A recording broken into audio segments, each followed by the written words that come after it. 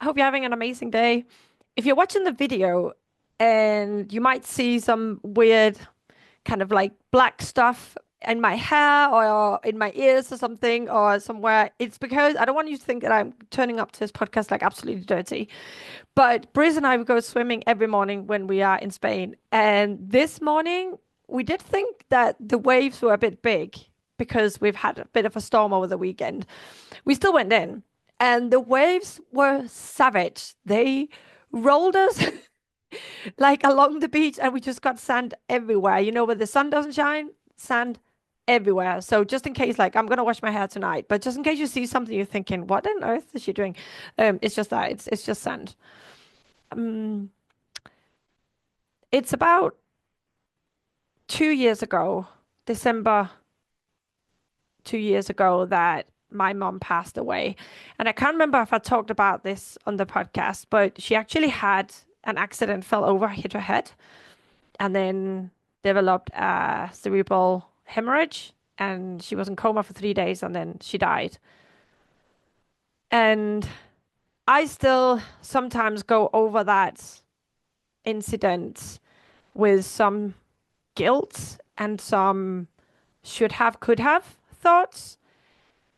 And it has made me think a lot about when we make a mistake or when we think we should have acted differently.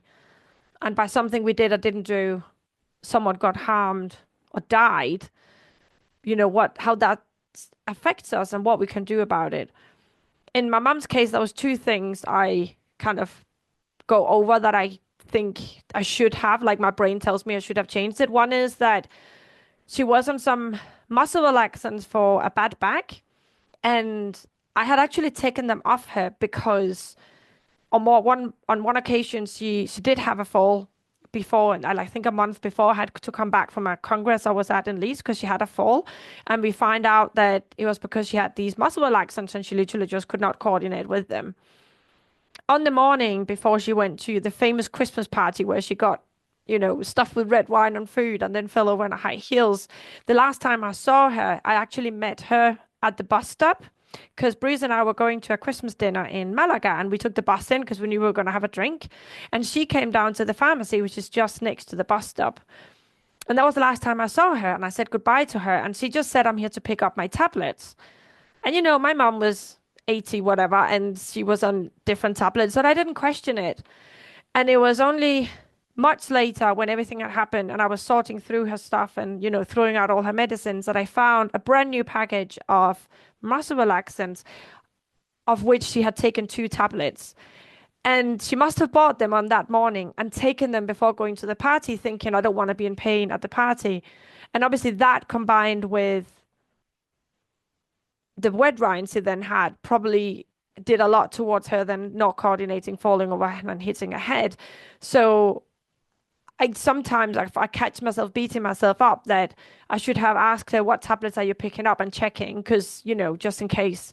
And I thought, if I had done that, maybe she wouldn't have, and so on. No?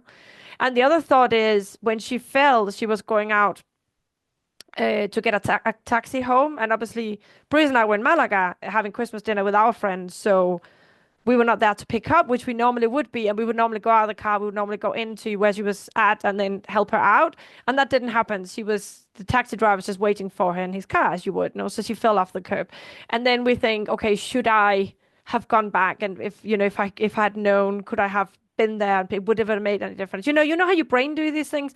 And it's just an example of how we think back to the past and if I could change things, no, and how I mean I didn't make a mistake. I can't really blame myself for what happened. It's not like I gave her some tablets that that then killed her, but you know how your brain does that, right?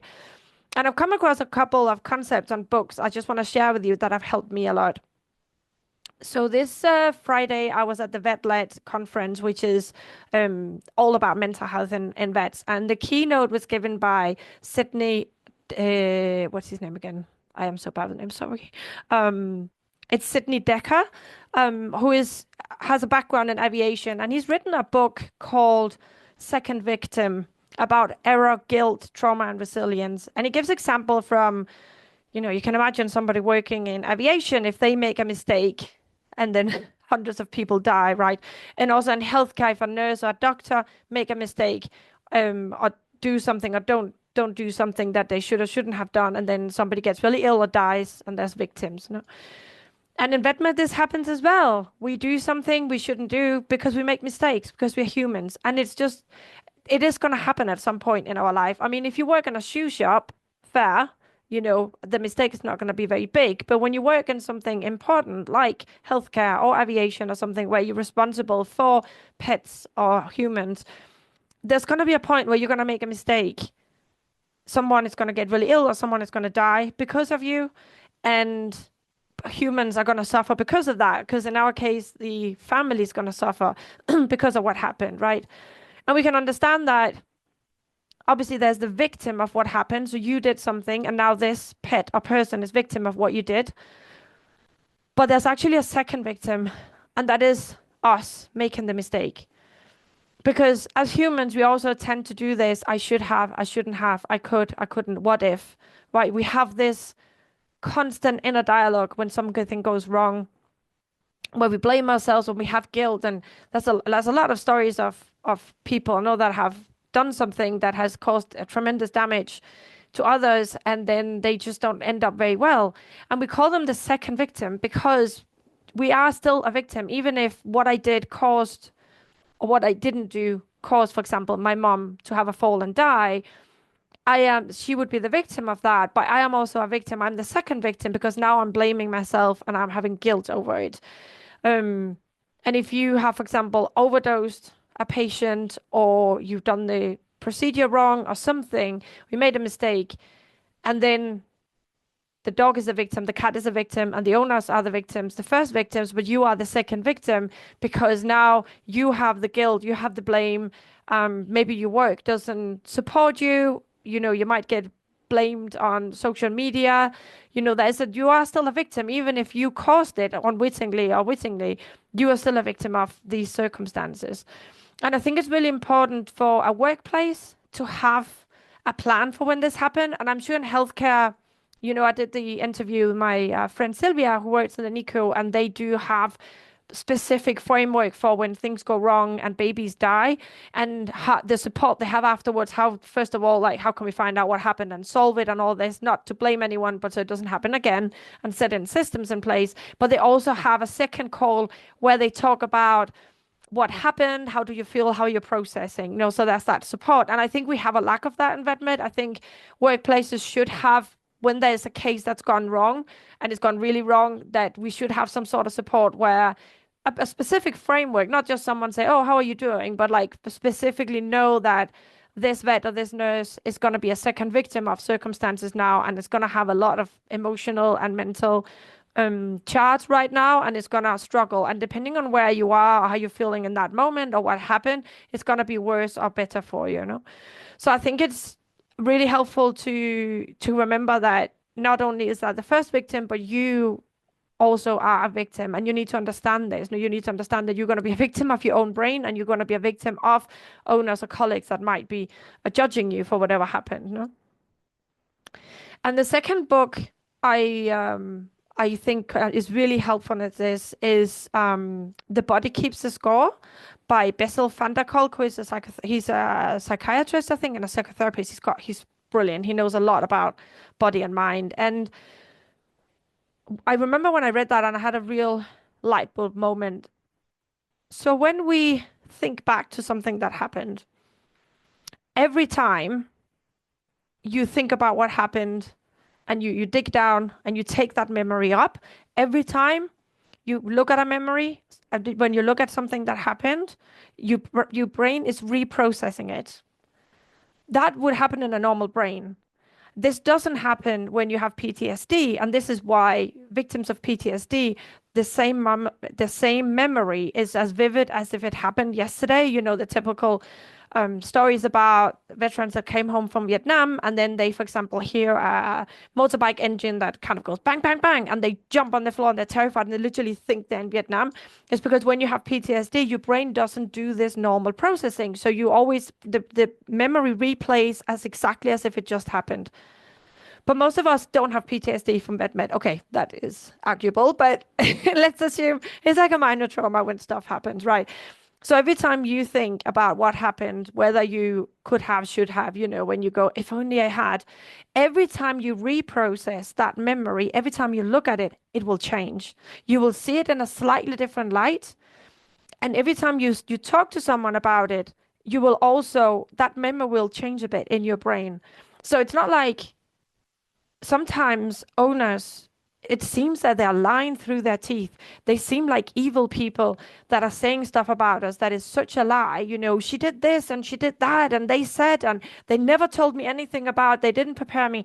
And it seems like they're lying. But when something happens to the owner where you, for some reason, has caused them some sort of emotional distress, they will replay that memory. They'll talk with their families, they'll talk with their friends, and every time that memory will change in their brains, and it will just change slightly every time they process it. And that means that when they have talked about this upsetting incident 10, 20 times, their memory is very different from what actually happened. And when we apply this to ourselves, we have to remember that, for example, in my case, if I think back to my mom, as I remember it now, is probably not exactly what happened.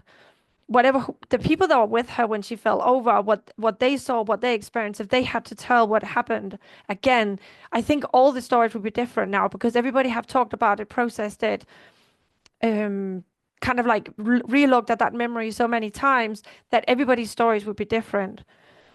So, you know how I often talk about, and if you haven't heard my first podcast where I go through the model, how important it is to change, to be able to see the difference between thoughts and facts. So when you tell yourself, oh, if I had been there 5 minutes earlier, then this wouldn't have happened. We tell ourselves that this is a fact. If I had been there 5 minutes earlier, then such and such wouldn't have happened. If I had looked at XYZ, I would have realized that. And we say that as if it was a fact. But in reality, when we are thinking back to that memory, like our sense of time will be warped, our sense of a lot of the facts that happened back will be warped and will be changed and will be modified into other things. So the further away you come from the memory and the more times you look back at it, the more you tell yourself about it, it's actually going to be a lie because your brain has now processed it so many times that what you're saying to yourself is actually not even true anymore. And that's, I think, is really helpful when we think back to something that we have done that went bad, when we made a mistake, and then we start beating ourselves up. Because your brain will, if you say to yourself, I'm a bad person or I'm a bad vet because I did X, Y, Z, or I didn't do X, Y, Z, your brain is starting to going to look for evidence for that. And it will literally change the memory you have of what happened to adapt to this idea you have of yourself of being a bad vet, for example, or me of being a terrible daughter because I didn't pick up my mom. Because in reality, I don't know, right? I don't know if we had been there to pick her up, whether I would have had time to go to get out of the car and go and get her before she came out. And imagine if it had been me sitting in the car or Bruce sitting in the car and watching her fall and hit her head the way she did. I mean, I don't think I would have been able to get over. I would literally have had PTSD from that. So luckily we weren't present because I know a lot of her friends had a really hard time with what happened.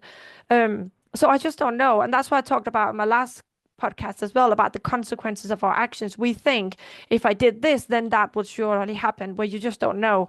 And the more you replay the scene in your head, the more it's gonna get twisted to adapt to whatever belief you have about yourself. So when you have an incident, when you make a mistake, which you are going to do, because we make mistakes all the time and we mess up so much because we are humans, and that cannot be avoided. So when you do this, remember that yes, whoever is a victim of what you did are victims, and of course we should help them and we should do everything, but also you need to take care of yourself because you are the second victim. And you also, if you are a manager or a clinical director or have any kind of like power in your workplace, also try and look for like what frameworks can you have in place and what processes can you have to help the people that have made mistakes that are now going to affect them really heavily. Because also, especially for vets we are such caring people, we have so much empathy, we are such perfectionists. So when we make mistake, it hits us really, really, really hard. And obviously the consequences can be devastating for other people, no?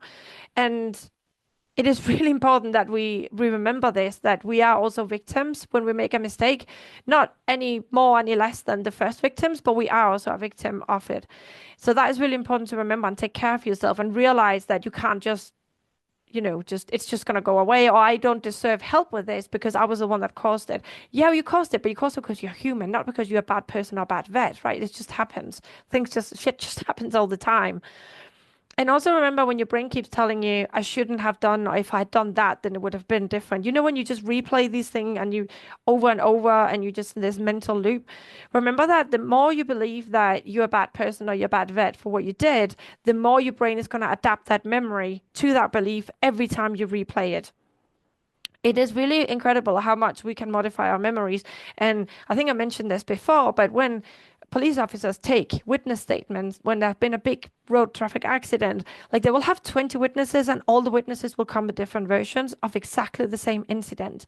And it's not that they are compulsory liars or want, something out of it, but it's just because they have replayed the scene in their head already, just minutes, hours after it happened, it's already changing in their mind. Their perception and perspective of the accident is going to be different for each person because we all have different ways of replaying what happened, right? And then also remember that whatever thought you're having, for example, I should have told my mom this, I should have been there. If I had only done this, then, or if, for example, if you overdose something, if I had only asked whatever, if I had only, like those are just thoughts and they're not facts because you don't know if anything would have changed, and you don't know if it would have been possible to do the thing that you think you should have done, right? So for in my case, for example, for me to have changed anything, I would literally have had not to go to a Christmas dinner with my friends, which makes no sense, right? Because you're not going to sit at home and watch over your mom every 1 minute of what she's doing. So there's no way I could have changed that because it would have might have happened in another moment, right? It might not have changed anything in the long run. And in VetMed, I'm trying to think about what mistakes I might have made. So as far as I know, I haven't killed anybody that I can think of, but I have made mistakes as in overdosing 10 times. I have made mistakes such as wrongly diagnosing something, going into surgery when it wasn't necessary, where then, of course, obviously, the owner's more grievance and more money. I have definitely, put an animal on fluids and then realized the pump was not calibrated and then actually didn't get any fluids overnight. Or I set it to have a bolus and forgot to tell the nurse, so they didn't turn it down. So I like completely overflowed this animal with fluids and then obviously realized it and didn't end up killing it, but still it was like not great. What else have I done? I'm trying to tell you like mistakes I have made so you won't feel so bad about yours. But obviously my brain is amazing at forgetting stuff because I have primed my brain to only remember the good stuff. And that's why I can be happy so much of the time because I like tend to like delete bad memories. It's actually a feature I have from childhood from because I had such a kind of like a violent home environment. So my brain is really good at like, we don't want to remember that. So they will just delete whole bits of my life that I have no idea ever happened. But those are the mistakes I can remember on top of my head. And then mistakes about bringing up my kids. Oh my God, like I never taught them emotional resilience. I forced them to eat food and now they don't know when they are full or when they're hungry. Like I made so many mistakes. And my brain is very busy saying, oh, if you had only done this, then they wouldn't suffer from this now. Or if you hadn't done that, they would be much better off, and so on, right? And our brains just tend to do this. But remember that you are a victim as well. You're a victim of your own brain, if nothing else, when you do these things, that whatever you're thinking is probably not true and is probably already not even got anything to do with what really happened because your brain will have changed the memory. And whatever you're thinking are just thoughts. They're not facts. I hope this helps. And if you're beating yourself up over a mistake and you can't seem to snap out of it, and to you it seems absolutely true that if you had only done this different, then everything would be much better and everybody would be happier.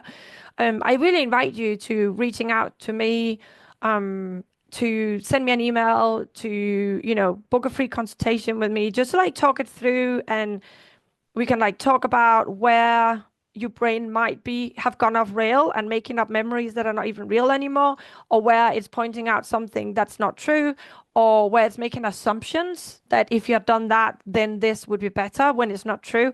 What could you have done? And maybe also an assumption you might have about yourself that you're a bit useless and not a good vet or not a good human because you made this mistake. Because I will challenge anybody to come to me and say, I never made a mistake, right? Because we're humans. And honestly, if you don't want to make any mistakes that can ever hurt anybody, well, then you would kind of need a job that maybe doesn't have as much impact as ours have. And out of like thousands of cases, thousands of pets, thousands of humans that you help, there's one that's going to go wrong. And it's a price we have to pay for being there in the first place, for being humans, because AI and robots are just not going to do it. They're not going to know how to take the full history and read between the lines and read the body language of the owner and realize that the wife and the husband are saying two different things and what but that might that mean. All that is, it takes a human brain to catch those things and draw the conclusion that we need to make a lot of the diagnosis that we do, and also to find the right treatment. You need a human brain to do that. And the downfall is then that we are going to make mistakes. And sometimes people and pets are going to suffer because of us. And we need to have something in place that can help us carry us through it, through that trauma, and have some tools that will help us not suffer extra on top of, what's already happened. Because there's so many victims when something goes wrong, and you don't need to add yourself as an extra suffering victim, without any protection for you at all. So that's that. I hope you give it a bit of thought, and I'll put the link to the books in the show notes. So if you want to have a look at them and understand a bit more about these things and how our brain body work together, I invite you to read them if you're a nerd like me. So I'll put that in. So have a little read. And remember, you can always reach out to me if you're struggling with anything right now. That was it. Have a great week. Love you all. Bye.